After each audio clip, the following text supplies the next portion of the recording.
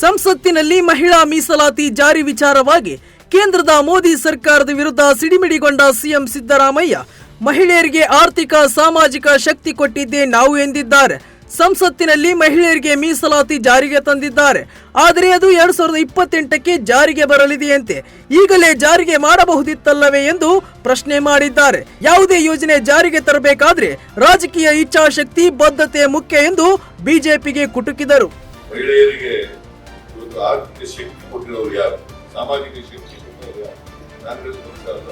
ಇವರು ನರೇಂದ್ರ ಮೋದಿಯವರು ಮಹಿಳೆಯರಿಗೆ ಪಾರ್ಲಿಮೆಂಟ್ ನಲ್ಲಿ ಸೀಟ್ ಕೊಡಬೇಕು ಅಂತಂದ್ರೆ ಅದು 28 ಜಾರಿಗೆ 2028 ಈಗ ಬರೋದು ಈಗಲೇ ಮಾಡ್ಬಿಡಲ್ಲಪ್ಪ. ಅಷ್ಟೇ ಬರೆಸು ರಾಜಕೀಯ ಇಚ್ಛಾ ಶಕ್ತಿ.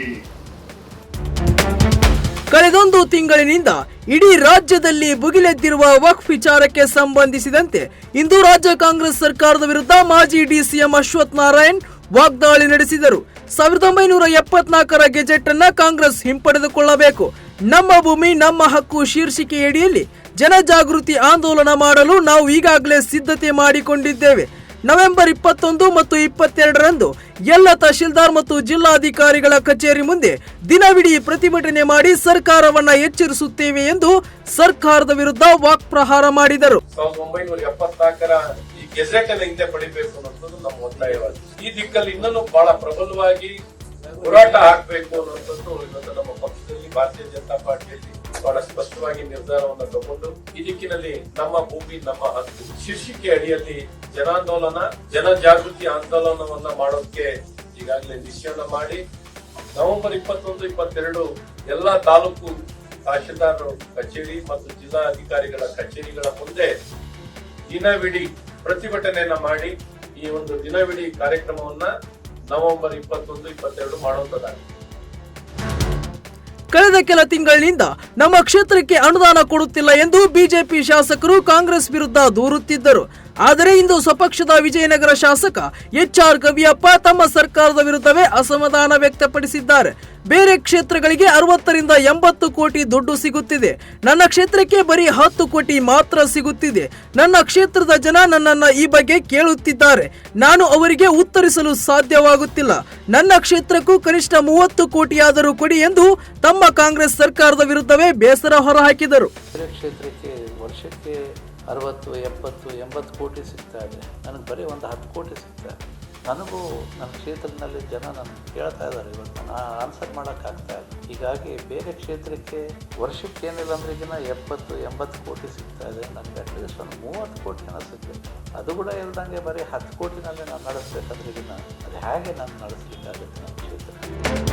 ರೇಣುಕಾಸ್ವಾಮಿ ಕೊಲೆ ಪ್ರಕರಣದ ಆರೋಪಿ ನಟ ದರ್ಶನ್ ಜಾಮೀನು ರದ್ದು ಕೋರಿ ಶೀಘ್ರದಲ್ಲೇ ಸುಪ್ರೀಂ ಕೋರ್ಟ್ಗೆ ಮೇಲ್ಮನವಿ ಸಲ್ಲಿಸಲಾಗುವುದು ಅಂತ ಬೆಂಗಳೂರು ನಗರ ಪೊಲೀಸ್ ಕಮಿಷನರ್ ಬಿ ದಯಾನಂದ್ ತಿಳಿಸಿದ್ದಾರೆ.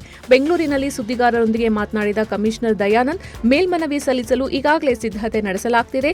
ಕನ್ನಡದಲ್ಲಿರುವ ಮಾಹಿತಿಯನ್ನು ಇಂಗ್ಲಿಷ್ಗೆ ಭಾಷಾಂತರಿಸಿ ಮೇಲ್ಮನವಿ ಸಲ್ಲಿಸಲಾಗುವುದು ಅಂತ ತಿಳಿಸಿದರು.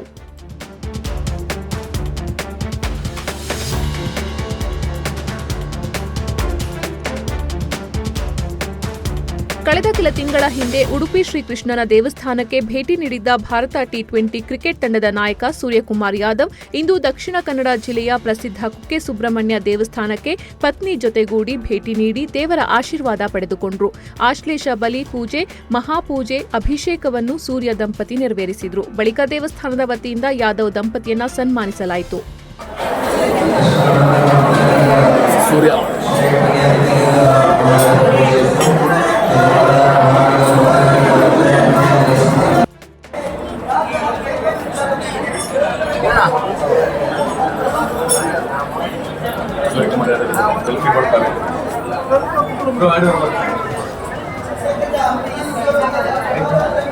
ರಷ್ಯಾ ಅಧ್ಯಕ್ಷ ವ್ಲಾಡಿಮಿರ್ ಪುಟಿನ್ ಅವರು ಮುಂದಿನ ವರ್ಷ ಭಾರತಕ್ಕೆ ಭೇಟಿ ನೀಡುವ ಸಾಧ್ಯತೆ ಇದೆ ಅಂತ ರಾಜತಾಂತ್ರಿಕ ಮೂಲಗಳು ತಿಳಿಸಿವೆ.